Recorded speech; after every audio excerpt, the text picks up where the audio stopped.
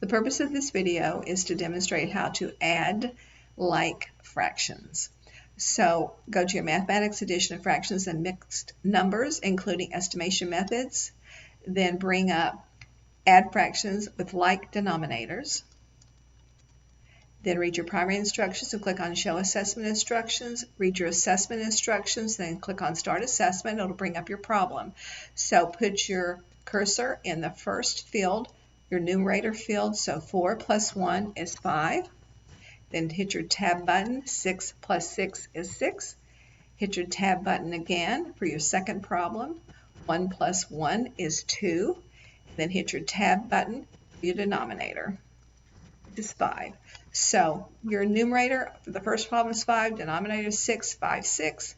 The numerator is 2, denominator is 5, 2 fifths. Click on your score and present feedback to see if you got the answers correct. It tells me that I have gotten them correct. So I present the next assessment to present the next problem. Thank you.